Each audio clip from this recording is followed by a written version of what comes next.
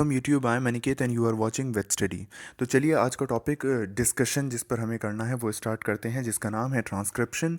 और ये टॉपिक है 6.5 chapter 6 molecular basis of inheritance, NCERT 12th की 107 पेज नंबर। आप अपनी एनसीईआरटी भी ओपन कर सकते हैं साइड बाय साइड। तो चलिए स्टार्ट करते हैं, देखते हैं जीन एक्चुअल में होती क्या है।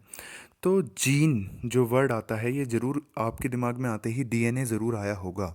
तो जीन ज़रूर और कुछ है नहीं, ये डीएनए का ही सेगमेंट है। डीएनए का वो सेगमेंट जो कि ट्रांसक्राइब करे और आरएनए बनाए। अब आरएनए कितने टाइप के होते हैं? टीआरएम, ठीक है, 3 टाइप के हमारे आरएनए होते हैं। वो डीएनए का सेगमेंट जो ट्रांसक्राइब करके हमारे तीनों टाइप के आरएनए को बना दे, उसे हम क्या बोलेंगे? उसे हम जीन बोलेंगे। और वो स्पेशल टाइप ऑफ डीएनए का सेगमेंट जो हमारा स्पेशली एमआरएनए को बनाए, ठीक है, उसे हम क्या बोलेंगे? उसे हम सिस्ट्रोन बोलेंगे। इससे एक चीज़ बाहर निकल के आती है, क्या? कि हर सिस्ट्रोन एक जीन हो सकता है। हर सिस्ट्रोन एक जीन होने का मतलब क्या है? कि हर वो सेगमेंट जो एमआरएनए बना रहा है वो जीन तो होगा ही होगा, बट हर जीन एक सिस्ट्रोन नहीं होगा। मतलब जीन तो काफ़ी टाइप के हो सकते हैं। वो भी जीन है जो एम को बना रहा है, वो भी जीन है जो टी को भी बना रहा है, और वो भी जीन है जो आर को भी बना रहा है, ठीक है। अब वो जीन जो सिर्फ और सिर्फ एम को बना रहा है, उसे हम क्या बोलेंगे? सिस्ट्रोन। होप कि आपको सिस्ट्रोन समझ में आ गया होगा। अब मैं आपको बता दूं कि ह्यूमन डीएनए की लेंथ 2.2 मीटर की होती है, और ह्यूमन जीनोम प्रोजेक्ट के अकॉर्डिंग 20 से 25,000 जीन एक ह्यूमन डीएनए के अंदर प्रेजेंट होती हैं। तो ये सारी जीन जो डीएनए अपने आप को शो करता है वो किसकी फॉर्म में करेगा? वो प्रोटीन्स की फॉर्म में करता है, ठीक है। तो जीन एक्सप्रेशन जो टर्म है उसके अंदर क्या होता है कि डीएनए से बनेगा आरएनए, आरएनए से बनेगा प्रोटीन। यही हमारा जीन एक्सप्रेशन है। जीन को अपने आप को एक्सप्रेस करने का तरीका यही है। अब डीएनए के अंदर बहुत सारा रीज़न जो है वो ऐसा होता है जिससे हमारा आरएनए नहीं बनता, प्रोटीन नहीं बनता। उसे हम बोलते हैं अनट्रांसक्राइब्ड रीजन। और ये जो जीन को हटा के जितना भी पार्ट होता है वो हमारा अनट्रांसक्राइब्ड रीजन होता है। अब एनसीईआरटी ने एक बहुत इंपॉर्टेंट और बहुत इंटरेस्टिंग क्वेश्चन पूछा है, और हो सकता है ये आपके दिमाग में भी आया हो या आना चाहिए, अगर नहीं आया तो। ये क्वेश्चन क्या है कि अब आपको ट्रांसक्रिप्शन का मतलब है डीएनए से आरएनए बनाना, ठीक है। जैसा कि 10th तक में भी पढ़ लेते हैं बच्चे, उससे पहले भी शायद पढ़ाया जाता है बहुत छोटी क्लासेस में, कि डीएनए से आरएनए के बनने को ट्रांसक्रिप्शन बोलते हैं। तो इसके अंदर आपको एक चीज़ देखनी है कि डीएनए में, यूकैरियोट्स की बात कर रहा हूँ, कि डबल स्टैंडर्ड होता है और आरएनए हमारा सिंगल स्टैंडर्ड होता है। अब जब डीएनए हमारा डबल स्टैंडर्ड है, उससे आप सिंगल स्टैंडर्ड कोई चीज़ बना रहे हैं, तो आप दोनों में से किस स्टैंड की सुनेंगे? यही चीज़ हमारी एनसीईआरटी ने हमसे पूछी, what would happen if both the strand of DNA act as template in the transcription. Template में आपको बता दूं क्या चीज़ होती है, जिसे देख करके मैंने जैसे पिछले रेप्लिकेशन में आपको एग्जांपल दिया था कि आप टेम्पलेट वो एक पेंटिंग है जिसे देख करके आप अपनी पेंटिंग बनाएंगे, ठीक है। तो यहाँ पर टेम्पलेट क्या है? जिसे देख करके आप अपना नया आरएनए जो है उसे बनाएंगे। तो ये क्या होगा कि अगर यहाँ पे सिर्फ एक टेम्पलेट जो है, सिर्फ एक ही strand as a template work करता है, दूसरा नहीं करता। एनसीईआरटी ने पूछा है क्यों। इसका आंसर बहुत सिंपल सा है। If both strand act as template, then two complementary and antiparallel mRNA are formed, which pair and form double-stranded mRNA, and due to which translation do not occur. अगर ऐसा हो जाता है तो मान लीजिए अगर एक स्ट्रैंड है उसके एंटी पैरेलल एक mRNA बनेगा, दूसरा स्ट्रैंड है उसके एंटी पैरेलल दूसरा mRNA बनेगा। अब जब ये एक दूसरे के कॉम्प्लीमेंट्री हैं तो सिंपल सी बात है, ये भी तो एक दूसरे के कॉम्प्लीमेंट्री होंगे। अब जब डीएनए के ये दोनों स्ट्रैंड एक दूसरे से जुड़े हुए हैं तो ये भी तो जुड़ जाएंगे, और जब ये दोनों जुड़ जाएंगे तो डबल स्टैंडर्ड एमआरएनए का कभी भी ट्रांसक्रिप्शन होता नहीं है। ये मैं ट्रांसलेशन के अंदर ट्रांसलेशन नहीं होता डबल स्टैंडर्ड आरएनए का, ये मैं ट्रांसलेशन प्रोसेस जब डिस्कस करूँगा तब मैं डिस्कस करूँगा, ठीक है। तो चलते हैं नेक्स्ट स्लाइड की तरफ। तो यहाँ पे मैं एक छोटी सी बात और बता दूँ क्यों नहीं होता, क्योंकि यहाँ पे जो हमारा टीआरएनए होता है उसके पास वही तो कोड करता है, बिकॉज द टीआरएनए के जो एंटी कोडोन है के साथ पेयरिंग नहीं हो पाती, इस वजह से नहीं हो पाता। अगर आपको ये चीज़ अभी समझ में नहीं आ रही है तो छोड़ दीजिए, मैं जब ट्रांसलेशन डिस्कस करूँगा तब आपको ये चीज़ अच्छे से समझ में आ जाएगी। उसके बाद पहली प्रॉब्लम तो ये हो गई। दूसरी प्रॉब्लम क्या हुई? दो कंडीशंस हो सकती हैं। पहली कंडीशन मैंने डिस्कस कर ली जिसके अंदर ये पेयरिंग कर लेगा। दूसरी कंडीशन क्या होती है कि मान लीजिए चलो ये पेयरिंग नहीं भी करता है, नहीं करेगा तो अपना ये अलग प्रोटीन बनाएगा और ये वाला अपना अलग प्रोटीन बनाएगा। देखिए सिंपल डीएनए की सेगमेंट है। इस ऊपर वाले अगर हमने टेम्पलेट लिया तो ये वाला आरएनए बन गया, और नीचे वाला अगर हमने टेम्पलेट लिया तो ये वाला आरएनए बन गया। अब ये वाला आरएनए ट्रांसलेशन करेगा, अपना प्रोटीन बनाएगा, ये वाला आरएनए ट्रांसलेशन करेगा, अपना प्रोटीन बनाएगा। अब जब ये दोनों अपने अपने प्रोटीन बनाएंगे, मतलब एक जीन से आपको दो प्रोटीन मिल रहे हैं, ठीक है, मतलब एक कैरेक्टर के लिए आपको दो प्रोटीन मिल रहे हैं, तो इससे आप सोच सकते हैं कि मिलेंगे तो दो प्रोटीन मिलेंगे, और ऐसा भी हो सकता है कि एक भी ना मिले। तो आपकी जो पूरी मशीनरी है वो कितनी कॉम्प्लिकेटेड हो सकती है, कितनी कॉम्प्लिकेशंस आ सकती हैं।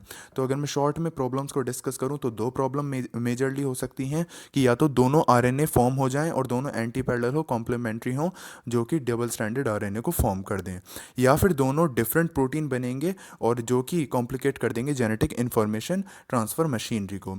यहाँ पर ध्यान देने वाली बात यह है कि एनसीईआरटी के अंदर एक टर्म दे रखी है कि कॉम्प्लीमेंट्री का मतलब आइडेंटिकल नहीं होता। कॉम्प्लीमेंटेरिटी का मतलब है एक दूसरे के लिए, और आइडेंटिकल का मतलब होता है एक जैसे। ठीक है, तो इन दोनों वर्ड्स के अंदर डिफरेंस है।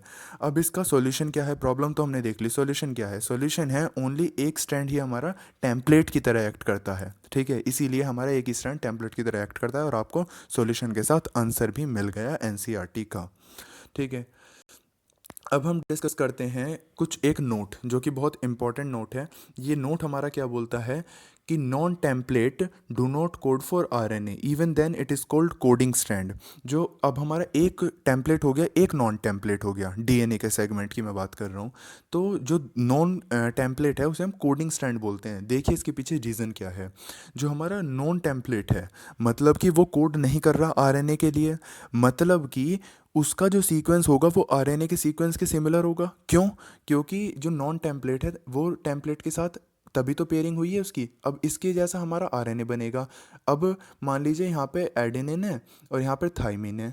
ठीक है, तो जो हमारा आरएनए बनेगा उसके अंदर यहाँ पर तो उसके कॉम्प्लीमेंट्री होगा ना, मतलब कि यहाँ पर हमारा यूरेसिल हो जाएगा, यूरेसिल हो जाएगा, और यहाँ पे हमारा क्या हो जाएगा, यहाँ पे हमारा एडेनिन हो जाएगा।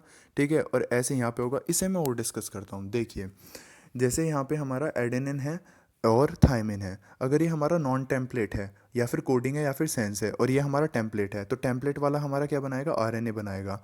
अगर यहाँ पर हमारा एडेनिन है, ठीक है, टेम्पलेट में हमारा थाइमिन है और यहाँ पे हमारा क्या आएगा, एडेनिन। यहाँ पे साइटोसिन है तो यहाँ पे हमारा ग्वानिन आएगा।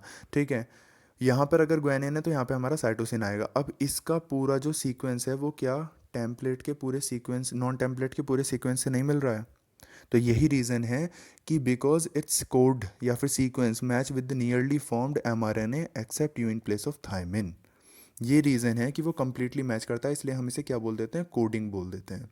ठीक है, अब हम डिस्कस करते हैं ट्रांसक्रिप्शन यूनिट की। मैंने ट्रांसक्रिप्शन होता क्या है, क्यों होता है, कैसे होता है, डिस्कस कर लिया। अब मैं डिस्कस करता हूँ ट्रांसक्रिप्शन यूनिट का। तो ये ट्रांसक्रिप्शन यूनिट और कुछ नहीं है, एक डीएनए की सेगमेंट। मैं सिंपल आपको बता दूँ, अगर आपको कोई भी प्रोडक्शन करना है तो पहले आपको उसके लिए ज़मीन लेनी होगी। ज़मीन लेने के बाद उसके ऊपर आप फैक्ट्री बनाएंगे, फैक्ट्री बनाने के बाद आप वर्कर्स बुलाएंगे, वर्कर्स बुलाएंगे और मशीन्स बुलाएंगे, फिर वहाँ पे प्रोडक्शन स्टार्ट होगा, फाइनल प्रोडक्ट वहाँ से निकलेगा। यहाँ पर आपका फाइनल प्रोडक्ट है आपका प्रोटीन, और आपको जो ज़मीन लेनी है वो लेनी है डीएनए के सेगमेंट। डीएनए के सेगमेंट आपने ज़मीन ली, इसके ऊपर आपने मशीन्स बुलाई लाइक प्रोमोटर और टर्मिनेटर, और उनके अंदर वर्कर ने काम करा लाइक डीएनए पॉलीमरेज जैसे एंजाइम्स ने। अब मैं इसको बिल्कुल सिंपली डिस्कस कर देता हूँ। ये प्रोमोटर क्या है? ये प्रोमोटर हमारा एक न्यूक्लियोटाइड का सीक्वेंस है, टर्मिनेटर भी हमारा एक न्यूक्लियोटाइड का सीक्वेंस है जो कि डीएनए के ऊपर प्रेजेंट होता है। अब इस प्रमोटर पे हमारा DNA dependent RNA polymerase, DNA dependent मतलब डीएनए के ऊपर डिपेंड है और आरएनए को पॉलीमराइज कर रहा है। ये एंजाइम आके इस पे बाइंड कर जाएगा। बाइंड करने के बाद वो आगे बढ़, मैं डिटेल में से आगे डिस्कस करूँगा, अभी मैं सिर्फ एक ओवरव्यू दे रहा हूँ आपको। ये आगे बढ़ता जाएगा और ट्रांसक्राइब करता जाएगा। ये हमारा सिस्ट्रॉन या फिर स्ट्रक्चरल जीन आप इसे बोल सकते हैं। ठीक है, इसमें जो हमारा प्रमोटर है वो अपस्ट्रीम, अपस्ट्रीम और डाउनस्ट्रीम कुछ भी नहीं होता। अपस्ट्रीम जो है वो प्रमोटर से जो मतलब इधर वाली साइड है उसे हम अपस्ट्रीम बोलते हैं, और ये वाली साइड हमारी डाउनस्ट्रीम होती है। अब यही हमारी ट्रांसक्रिप्शन साइट के मतलब पीछे वाली साइड हमारी अपस्ट्रीम हो जाएगी, ये हमारी ट्रांसक्रिप्शन साइट है। मतलब ट्रांसक्रिप्शन होना किसका है, इस पूरी स्ट्रक्चरल जीन का होना है। ठीक है, अब बात करते हैं कोडिंग और टेम्पलेट स्ट्रैंड को आप कैसे पहचानेंगे। तो जो हमारा कोडिंग स्ट्रैंड होता है, कोडिंग स्ट्रैंड जो हमारा है, all references with respect to coding strand ही लिए जाते हैं। मतलब क्या कहना चाह रहा हूँ मैं यहाँ पे, कि जो आपका ये एक जनरल सी चीज़ें इसे आप याद भी रख सकते हैं, कि जो हमारा प्रमोटर होता है वो हमारा 5 एंड पे होता है कोडिंग स्टैंड के। मतलब मान लीजिए यहाँ पे मुझे नहीं पता कोडिंग क्या है, टेम्पलेट क्या है, मैं सिंपल क्या देखूंगा, अरे प्रमोटर कहाँ पे लगा हुआ है, यहाँ पे, अरे 5 कहाँ पर है, यहाँ पे, तो ये हमारा क्या हो गया, ये वाला हमारा कोडिंग स्टैंड हो गया। ये देखिए ऐसा क्यों है, जैसा मैंने आपको बताया कि टेम्पलेट स्टैंड को देख करके हमारा एमआरएनए बनेगा, और पॉलीमराइजेशन की डायरेक्शन क्या है, 5 to 3। ठीक है, अब यहाँ पर हमारा 5 to 3 है, मतलब जो टेम्पलेट है उसकी तो 3 to 5 होनी चाहिए। तो यहाँ पर तभी तो हमारा ये आगे बढ़ेगा 5 to 3 डायरेक्शन में और पॉलीमराइजेशन करेगा। तो या तो आप ये कह दें कि प्रमोटर जो है वो 3 एंड ऑफ टेम्पलेट होना चाहिए, या फिर ये बोलते हैं 5 एंड ऑफ कोडिंग होना चाहिए। होप कि आपको ये समझ में आ गई होगी। अगर समझ में नहीं आया तो ये चीज़ आप याद भी रख सकते हैं, क्योंकि समझ के बायो के अंदर हमें याद रखनी होती हैं चीज़ें। तो यहाँ पर हम देखते हैं कि अगर मैंने अब ये एनसीईआरटी ये चीज़ बोलती है कि अगर आपने इसकी डेफिनेशन उल्टी कर दी, प्रमोटर और टर्मिनेटर की डेफिनेशन आपने मतलब पोजीशन चेंज कर दी, तो आपकी टेम्पलेट और कोडिंग की डेफिनेशन उल्टी हो जाएगी। मतलब क्या है कि अभी तो प्रमोटर यहाँ पे था, अब प्रमोटर मैंने यहाँ पे लगा दिया, अब प्रमोटर यहाँ पे है। ठीक है, तो बताइए 5 एंड कहाँ पे है, यहाँ पे, तो कोडिंग कौन सा हो जाएगा, नीचे वाला। ये सिंपल सी चीज़ है और ये काफ़ी इंपॉर्टेंट है। ये एनसीईआरटी की लाइन है जो मैंने अभी आपको बताई। Promoter and terminator are also special sequence of nucleotide which is recognise by the RNA polymerase, ये भी मैं आपको बता चुका हूँ। इस टॉपिक के अंदर सबसे इंपॉर्टेंट चीज़ जो है वो है ट्रांसक्रिप्शन यूनिट, जो कि आपको किसी ना किसी एग्जाम के अंदर ज़रूर मिल ही जाएगी। Hope you like the video, if you like then please press the thumbs up, subscribe to Wet Study. Thanks for watching.